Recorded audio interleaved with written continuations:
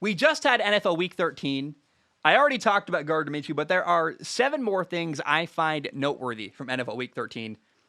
Number 1 is this. The Lions finally won a game.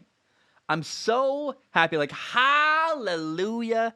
Great for Detroit. You know, Michigan won the Big Ten in the same weekend that the Lions won their first game of the year. It's a great weekend to be a Michigan sports fan.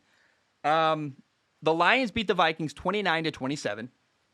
The Lions actually led the game 20-6 at halftime. And then the Vikings came back. I swear to you, I almost jokingly wonder, like, was Jared Goff trying to not win this game? He had 2 turnovers in the second half, a fumble and an interception. The fumble is hard to really blame on Jared Goff because it was 4th down and he hit as he threw. And if you didn't get it, it would have been a turnover on downs anyway. So that's a hard one to hold against him. And they were going for it deep in their own territory. And actually, it kind of worked out. They went for it deep in their own territory. Jared Goff fumbles. The Vikings got a touchdown, which gave them the lead. But what it did was keep time on the clock. So the Lions got the ball with 1:50 left and time to put together a game-winning drive. And that's what happened. The Lions got the ball down 27-23. Again, 1:50 left on their own 25-yard line, 1st and 10. And Jared Goff put together a 75-yard game-winning drive to win 29-27. And what happened was on 4th and 2 from the 11-yard line, Jared Goff threw a touchdown pass to Amon-Ra St. Brown. It was beautiful. And I don't understand. How does Minnesota give up a touchdown in that scenario? I don't understand. They were playing such soft coverage, like catch coverage, and like so much cushion. I don't understand. I'm watching like the safety Woods. I'm like, what are you doing, bro? Like, what? How are you allowing a defender to get 11 yards into the end zone, turn around before you're even near him? That terrible coverage there. But Jared Goff was a hero. I am so happy for Jared Goff. Watching him hug Dan Campbell, like, oh man, like the Lions have been so close to winning multiple times. Do not forget the Lions led Green Bay 14-0 at halftime in that game. Like the Lions, was it 14-0? I think it was 14. All I remember is the Lions were leading Green Bay at halftime in that game when they played Green Bay earlier this year. I mean, the Lions have had so many heartbreaking losses. So for them to give a heartbreaking loss to Minnesota is awesome. And Jared Goff, you got to feel for the guy. He had 3 touchdowns in this game. And I would imagine, other than making millions of dollars, which, hey, great for Jared Goff. Other than that little simple fact, I would imagine Jared Goff's life has been really brutal ever since he got traded to Detroit. He was in LA dating a supermodel, making millions of dollars, winning, going to the playoffs, and then he got traded to Detroit, which, no offense to Michigan, but come on, Detroit or LA. Most people would say, I probably would actually say Detroit because it's cheaper, and I don't like LA. But I hope that's believable that I would pick Detroit. But Jared Goff got traded to the Lions, a horrible franchise, and lost a ton of games and had a bunch of turnovers. It wasn't going well. So this has to feel like the first good thing that's happened to Jared Goff and the first positive thing that's happened in his life since he got traded to Detroit. So good for Jared Goff. Now the Vikings, number 1, how do you give up that touchdown? I can't get over that. Like how 4th and 2 on the 11-yard line, 4 seconds left. And Minnesota gave up a touchdown. It was a hitch route. Come on. How? I don't understand that. Now, number 2, the Vikings are 5-7. And people were mad at me last week when I declared the Vikings season over after losing to the 49ers. I mean, I basically declared their season over. And hear me now. Like, do people understand what's going on in Minnesota? It's not good. The Vikings are not making the playoffs. And I hate to give you bad news, but if that's my job, so be it. The Kirk Cousins era has been a failure. And it's not all Kirk Cousins' fault. I think Mike Zimmer's going down, and Kirk has been playing very well and doing a lot of good stuff. But let's be clear about something. When Minnesota brought in Kirk Cousins to be their starting quarterback, gave him a ton of money guaranteed, the expectation was, hey, finally, Minnesota has a stable quarterback. It's all they've been missing, and now Minnesota can make not only a playoff run, but a Super Bowl run, potentially. Minnesota's been nowhere near that in the years Kirk Cousins has been the Minnesota Vikings starting quarterback. Whether that's Kirk's fault or not, you can decide that. I don't really care about that debate. My point, though, is, let's be clear, it's been a failure. It didn't work. Right now, all Vikings fans are hoping for is maybe we can make the playoffs. If you're aiming for maybe making the playoffs, you're not in good shape. You're 5-7, and it's bad. And Vikings fans, I feel like, are not owning the reality of what's gone down this year, and they're making excuses. They're talking about all this good stuff. Don't live in delusion anymore. The Vikings are not in good shape, and the coach is getting fired. Kirk, I love him. And maybe what Kirk Cousins needs is a new, young, up-and-coming offensive head coach who can stop trying to play great defense and run the ball, who's like, let's just throw the ball all over the yard. I'd love to see an offense where Kirk Cousins is really allowed freedom to throw the ball a ton every game. But whether that's Kirk's fault or not, the Kirk Cousins era, him going there and the expectations have not been met. Number 2, let's talk about Tua. Oh, yeah. The Dolphins beat the Giants 20-9. Miami is now 6-7. They started the year 1-7, by the way. The Dolphins have won 5 games in a row. It's beautiful. By the way, the next 2 games for them, they have a bye week coming up, and then they play the Jets and then the Saints. So in 3 weeks, Miami could be 8-7, a winning record, after a 1-7 start. I don't know that they're going to, I think they play like the Patriots and Buffalo to end the year, something like that. It's not pretty at the end of the year. Either way, though, it's been an amazing recovery from 1-7 for the Miami Dolphins. And the story is their second-year quarterback, Tua Tagovailoa. In this game against New York, he was 30 for 41 passing, 244 yards, 2 touchdowns. I saw some Giants players talking trash after the game at Tua.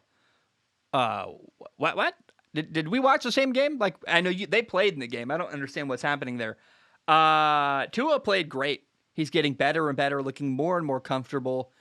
He had a couple back shoulder fades to Deante Parker that were like chef's kiss, beautiful, awesome stuff. He had a sweet touchdown pass on 3rd and goal where, they play action fake. He rolls out left because he's left-handed. It's a little bit different. And he's very patient, waiting. Finally, he throws out wide for a touchdown on 3rd and goal. Beautiful playoff play action. Every week, I've been watching Tua get a little bit better and a little bit better. And each week, he looks more like Drew Brees. I mean, let's be real. He's now throwing. He started small. I think he even gave some kind of quote, roughly like, you got to learn how to not lose a game before you can learn how to win a game. And I feel like we're seeing Tua experiment a little more downfield every week and go from taking what the defense gives him to now we're seeing back shoulder fades. Pretty cool. And he's throwing the ball farther downfield. And I just think it's not getting any respect what's going on with Tua. And I fear that Miami is simply just going to allow Tua to do well the rest of the year and then trade him away. Like everything Tua is doing is just to raise his trade value for them to get Deshaun Watson. But I think Tua looks awesome. And if Tua does end up getting moved after this year, I hope his confidence stays high because he really has. You can see the guy growing and getting more confident and building off of every performance. And I love what Tua's been doing recently. He had another great performance against the Giants. And I'm telling you, he's getting a little better every week. I'm not crazy. I know I love Tua. I know I live in Hawaii. I know I wear Hawaiian shirts almost every episode. I get it, but I'm not being crazy here. Like, Tua really is legitimately looking better every game. Also, Dolphins rookie receiver Jalen Waddle had 9 catches for 90 yards against the Giants.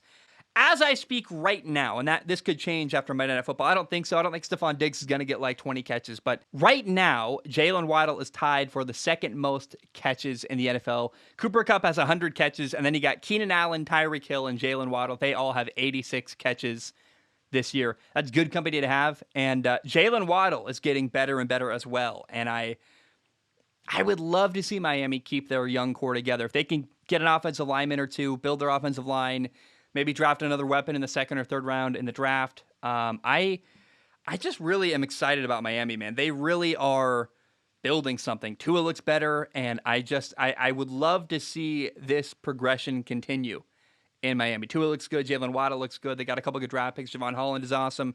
And I'm excited about what they are building slowly in Miami. And remember, Brian Flores is on the hot seat. I hope he saved his job.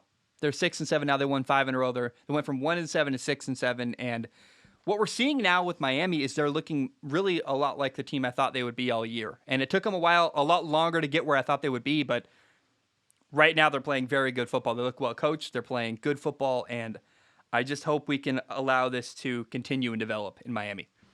Number 3, Washington beat the Raiders 17-15. Washington has won 4 games in a row. Taylor Heineke was 20 for 30 passing, had 2 touchdowns, 1 interception. But Washington is on fire right now. And I think it's an underreported story in the NFL. Like, Washington's playing great football. And here's what's very cool and what I want to focus on. Washington has a massive opportunity right now at the end of the year. They have 5 games left. All 5 of the remaining games for Washington are NFC East divisional games. They play the Cowboys twice, the Eagles twice, and the Giants. And that's a rare thing to have 5 division games all in a row at the end of the year. But what it means is that Washington truly does control their own fate. They have control of their destiny. If they can win a bunch of games and dominate their division, Washington legitimately has a shot to win their division and go to the playoffs. And I don't know that that's going to happen, but it sure is a cool story. And I just want to let you know, right now as we stand, Washington could win their division still. The Cowboys are awesome. Everyone's focusing on how sexy and fun the Cowboys are, but Washington runs the ball well. They play really conservative is the wrong word. Like, they control the ball. They wait till the play clock is really low before they snap the ball. They dominate time of possession. Taylor Heineke doesn't make a lot of mistakes. I mean, I think it's very possible Washington still wins this division. And keep your eye on what happens, because they're well coached. They play good defense. And it's a developing story. Can Washington challenge Dallas and win that division? I don't know. But 5 division games in a row at the end of the year is unheard of and very interesting to me. And I want to see if Washington can take control and get themselves into the playoffs. Number 4, the Rams beat the Jaguars 37-7. It felt like this was the Rams getting back on track. The Rams had lost 3 games in a row going into this game. Matthew Stafford was amazing here. Sony Michel, a former Patriots running back, they traded for him in the offseason. He had 24 carries for 121 yards and a touchdown here. Cooper Kupp, 8 catches, 129 yards, and another touchdown. Odell Beckham Jr. had a touchdown as well.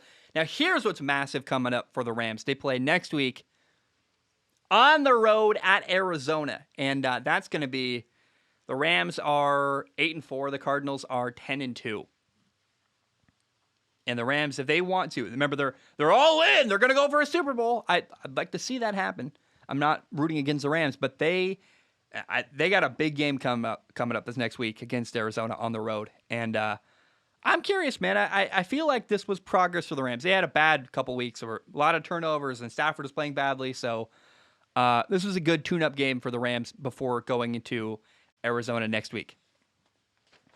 Number 5, the Chargers beat the Bengals 41-22.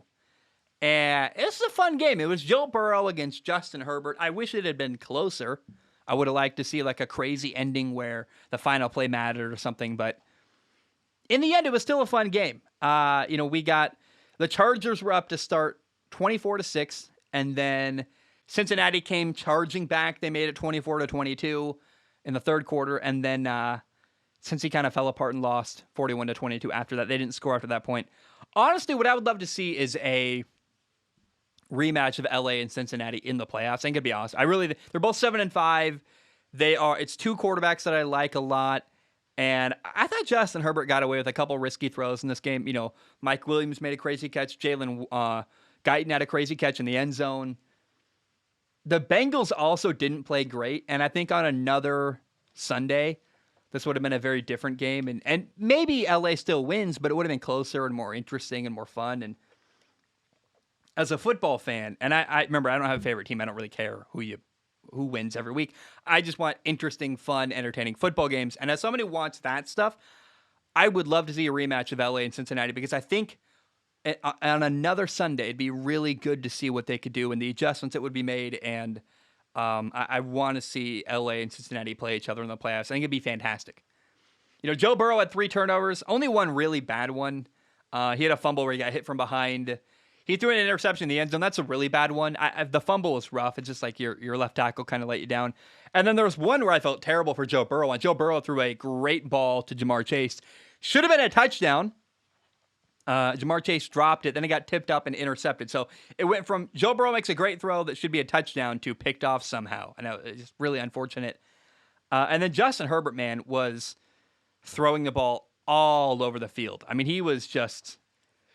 I think one thing's very clear. He's the most talented quarterback from the 2020 NFL draft class. Also, Joe Mixon fumbled. LA took that for a long touchdown.